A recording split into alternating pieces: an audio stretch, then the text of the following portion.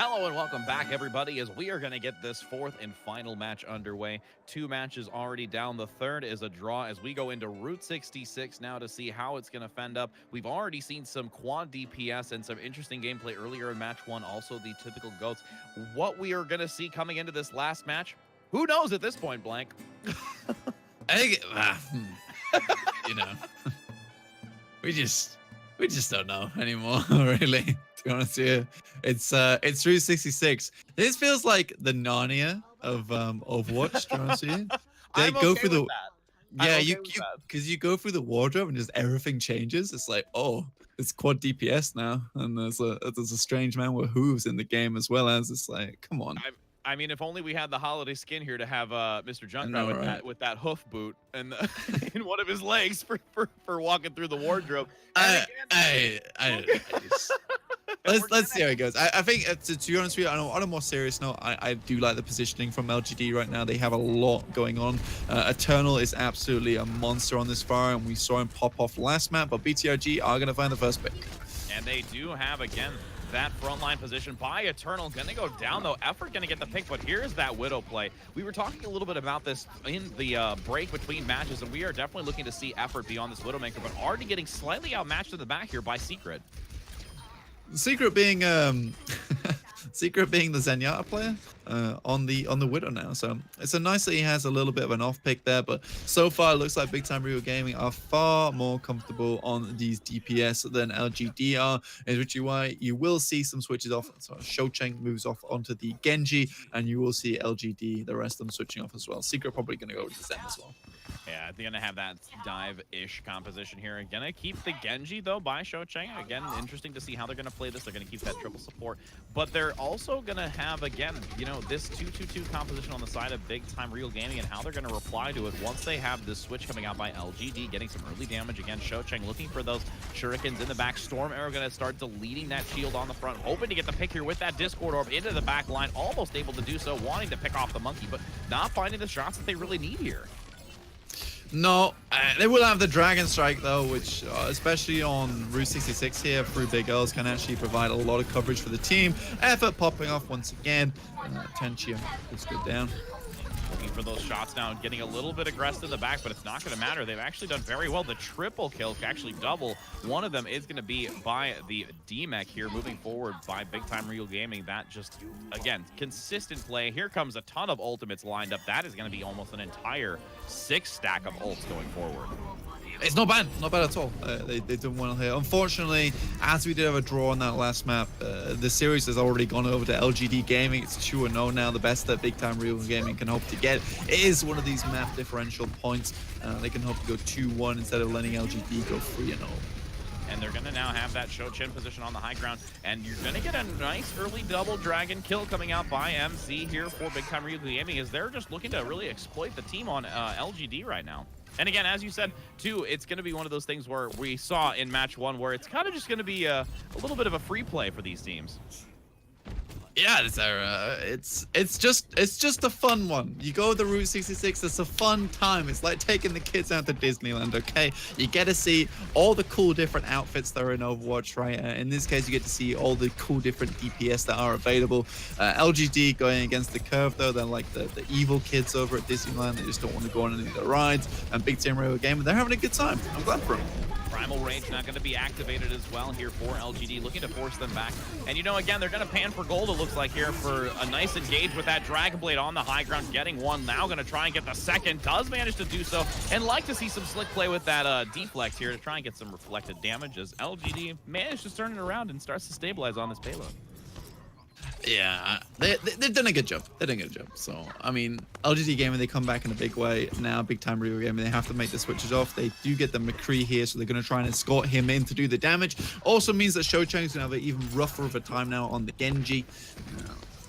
Rookie does have that self-destruct, like I was saying, though, and as long as he gets a good one, then he should be fine. Shocheng, you are dancing on a knife, son. Oh, very much so. Getting between literally a rock and a hard place at that point, between a Brigitte shield and the flashbang of a McCree, barely surviving as the retreat. But no, it's going to be actually a Zenyatta orb that clocks him in the head, managing to get the pick and forcing them away.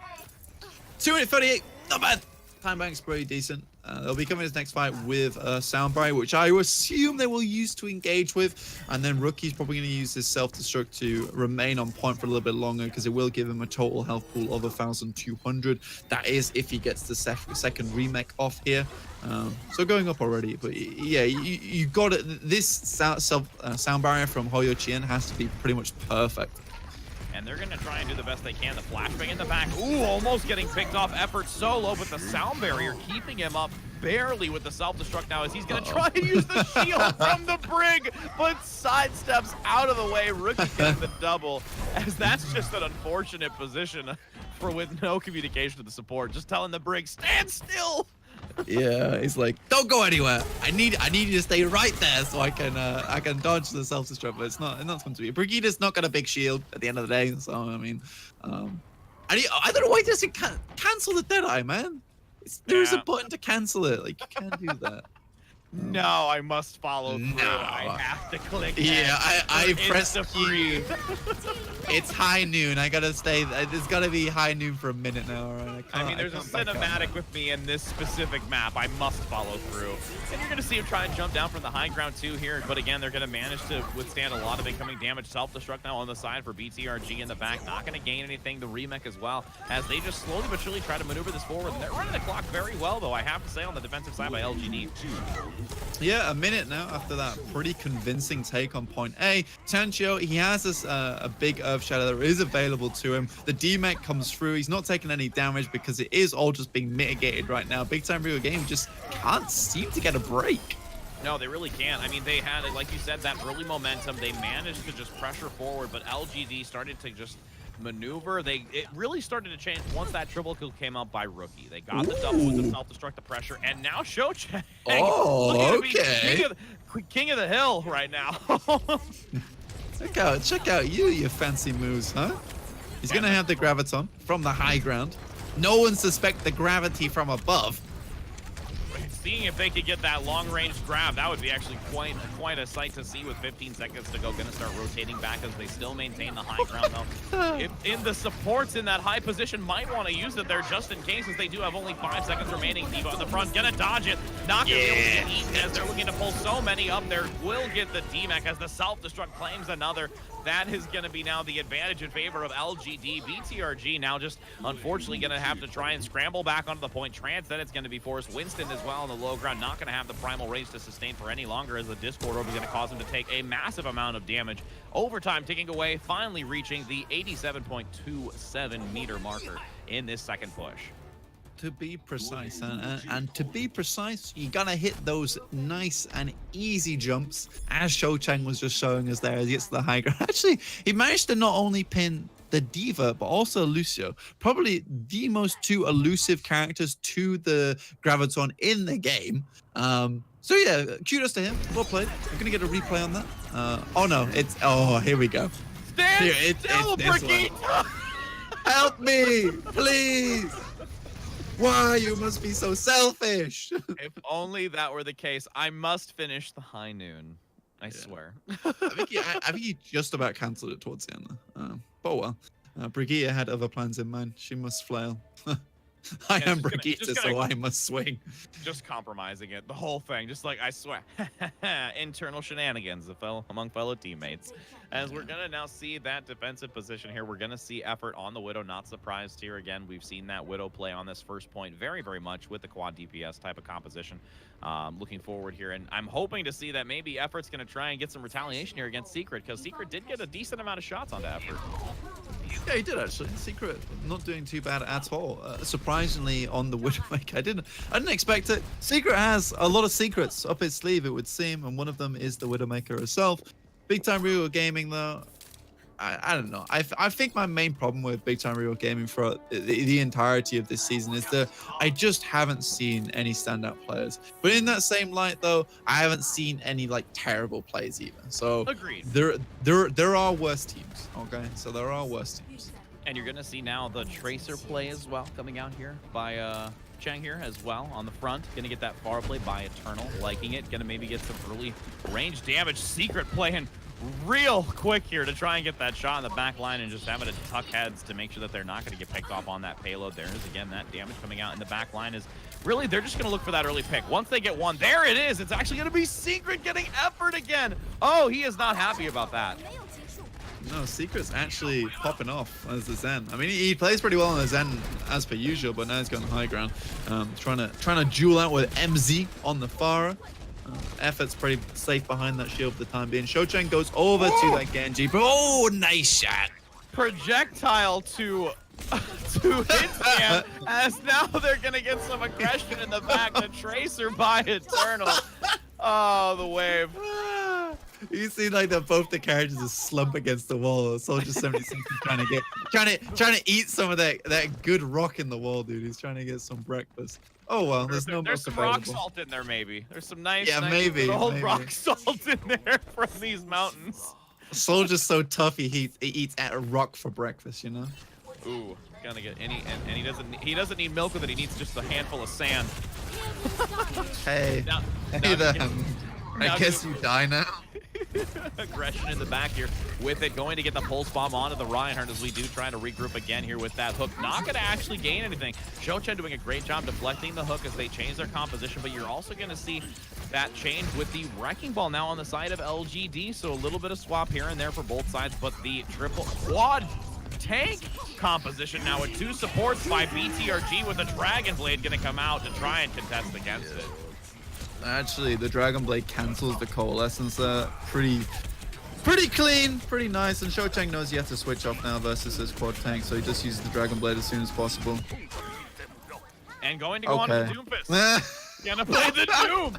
Gonna bring the fist to the tank. Gonna totally show him who's boss.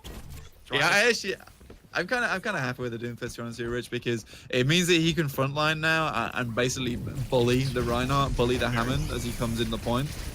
And just really reposition the shield so they don't have the coverage that they would like, especially with the hook. There's going to be one onto Eternal, managing to get the pick. Oh, and there's going to be a tucking tail running of PTRG in the back trying to survive. Now going to get that damage on the high ground again with that reduction in spray, giving a lot more focus damage by the 76. Going to also have those minefields drop right onto the Reinhardt, trying to survive through with the shield. Going to generate a lot of defensive position, having the self-destruct high overhead as it will be effort going down once again by Rookie onto this Hanzo play with those Storm Arrows just doing so much damage, and they really want to reach this checkpoint because they've already got 59 seconds remaining here. Ooh, nice shot onto the D.Va. She gets Steam Mech now. 3 minutes 25. They get around this first corner. It's going to be a heavy stagger onto Roadhog as well. Secret's been playing pretty awesomely on this Soldier. I'm not going to lie.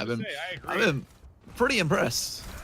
Replay now coming up here to see what it was, and it is going to be Eternal in the back. Are we going to get to see those two in the corner? No, this is a little bit later. It will be the double. Going to get the triple here potentially with the D-Mech. No, actually, I think pulse bomb onto the Wrecking Ball. Nice job just cleaning up there on the Tracer play, which we don't get to see so much. We really don't get to see that nearly as much in the meta with the Brig. No, not at all. Gudan does find Hoyo Chien, so no, Wow, really? How did he predict that? That's unreal. Oh, 9,000 IQ play, finding that with the just brink of time with 2 minutes and 40 seconds to go. Rookie going to have the Dragon Strike available to try and use down this choke point as they are nearing this golden box of victory here for Route 66. What? Unorthodox set of play, but we're going to see that Doomfist doing quite a number of plays right now. The brain is so huge. I'm surprised he even gets out the gates of spawn door, right? What the hell?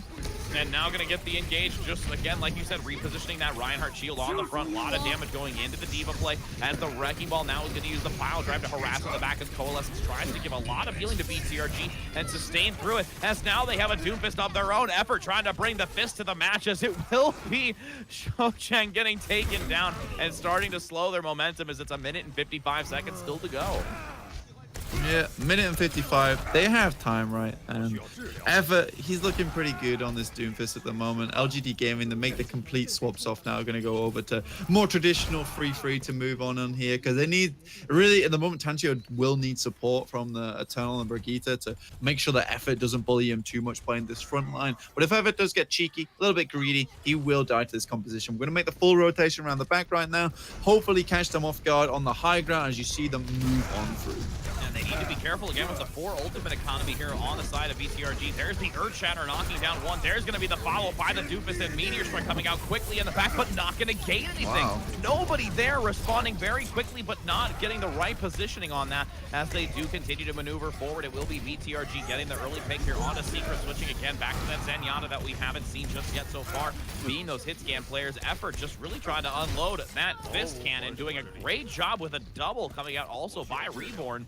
And now they've got pretty much this last opportunity. They try to generate some ultimates here and going to have at least the rally along with actually soon to be the self-destruct and the Earth Shatter, hopefully soon. It's actually a great dry fight, to be honest with you, because you basically get pretty much all ultimates online for LGD Gaming. Any of the ultimates they don't have online right now, they will get during this fight, the last 30 seconds. But this is the last chance for LGD right now. Big time Regal Gaming. They're going to have to get another one of these big Earth Shadows alongside the D.Va self-destruct, but they do not have a Zarya here, and this is the big problem for them, because Effort's getting no support in terms of projector barriers. And he was able to at least get refreshed quickly with the healing, but still going to have to be careful. There's the Earth Shatter knocking down 4 members of big time Regal Gaming, as the momentum now is going to stay in favor of LGD, and they are going to hold 4 ultimates going into this. So even if they look to try and contest this, they are going to enter into this overtime. They still have a large feat ahead of them to try and prevent them from keeping this. Yeah, Shochung's just going to grab it. Yeah, that's going to be it. Grab is going to hold it. Few meters left to go. Nobody going to get there, and that is going to be it. It will be LGD claiming victory on Route 66. Oh, play! Good job. So LGD Gaming, they take it away on Narnia. Not bad, man. I quite like that one. It's pretty fun. Yeah, so what I do, yeah, it's one of them, but I do like what I saw there. It was a lot of different combinations, a lot of different heroes we got to see, right? So we also got to see Secret popping up on the soldier, so that's always nice, right? So we are gonna. I'm pretty much done. I mean, that was a fun game. We had the crazy draw, the 5-5, and now we saw some interest of our Route 66 as well. But that will be LGD taking the series. And again, gonna go ahead and turn it back over to our analysts so they can even take a moment and look at what we would consider an interesting play on Route 66. Right, so that was 3-0 to LGD. We had the second Hanamura draw of the day, but I want to start by talking about the unsung hero of the day, and that is Rookie. Guys, he was popping off. Oh yeah, Rookie. I mean, this is someone I think from the original onset of this team, you looked at this as one of the big additions that they did make. HDP last year played as Ink. Honestly, Rookie's kind of made a great transition over. I think he's always been a pretty smart D.Va, and especially in this new meta where D.Va bombs are pretty important placement wise, but also applying pressure with defensive matrix also is extremely valuable. I think he's kind of shown exactly like he is the bright spot on this LGD team. And I think you mentioned like the unsung hero part of it. I was looking across the rosters for both teams today, and I was kind of wondering who, when I'm looking at here, who was the most impactful in the team between the both. And Rookie was the only one that really stood out to me. I mean, every other player had some moments. Like, you don't get to a 3-0 without, players having actual, like, good moments. But I just, in terms of consistency, as well as having really good highs without having those desperately bad lows, Rookie stood out to me in that regard. So, yeah, Matrix timing's always really, really good. A couple of Graviton surges were eaten, and then on top of that, self-destructs. Even if they're not massive, because you're not getting those Graviton combos or whatever the case may be, Rookie still found a way to pick up the most influential kill in the engagement, whether that be the Brigitte or the Reinhardt or whatever the case may be. Whoever needed to be taken out the most, Rookie was there with a self-destruct. So yeah, I'd agree with Scribe on this one totally. Yeah, he really brought it home for LGD, but I want to talk about maybe some of the compositions we saw today, because there were some crazy things coming out, and I mentioned the Hanamura. It's the second draw on Hanamura that we've seen today, and one of the things that LGD did bring out on their defense was this Nano Bastion kind of strategy. Let's talk about that a little bit. So Bastion does one thing really well. Only one thing, but he does it really, really well, and that's he shoots a lot of bullets really fast and does a lot of damage. Nano Boost increases that. And when they were able to control the high ground, Bastion allows you to, like, how are tanks supposed to contest? Only really D.Va has the ability to get up there. And so that's kind of the thought process behind it in that regard. Unfortunately, for LGD, I believe it was, who was running that at the time, Eternal fell off the high ground. And it's, at that point, the tanks were able to come in on him and nullify that push. So sure, the wacky comps here today, a lot of them had a reason behind it. It wasn't just random, but it almost seemed like execution just wasn't there towards the end of it. I mean, LGD today weren't completely without fault. I mean, for example, on BTRG's first attack for Hanamura, we saw them kind of take the fight away from the point, and LGD didn't really do anything to bring it back, which allowed BTRG to even take the point. I mean, how did that even happen? This comes when you kind of rotate into the other team. I think they were trying to essentially rotate maybe to high ground through the right side of Hanamura, and inherently just ended up fighting in that staircase with the defensive team already there. This just goes to more the tendencies of the region. They enjoy fighting a lot. This is kind of why you do see a lot of these Aries get a lot of value. They enjoy brawling, they enjoy fighting a lot, they enjoy using their ultimates on cooldown if possible. So it's more of a trend there, but I think that's something that you definitely need to be a little more cognizant of on defense, especially if you're getting pulled that far away. I mean, when we go to Route 66, this is where we really saw some more flavoursome choices of compositions. And now we're a little bit more used to seeing these quad DPS compositions come out. But then we also saw BTRG pull out this quad tank without a Zarya. In this kind of matchup, what would you even expect to happen? Insanity? I think it's probably the fairest way of putting this. Here's the thing, quad DPS does something really, really well, and that's that it provides a lot of ranged pressure from different angles. Think of who you usually see. You usually see the Pharah, you usually see the Widowmaker and the Hanzo, and then some sort of roaming damage like a Tracer or a Soldier. So, you know, you're able to provide a lot of pressure from multiple different angles, and theoretically what that does is it forces Goats to make a decision. So therefore it's kind of like the anti-Goats, if you will. I don't really think it ends up being that way most of the time, but that's the theory behind it.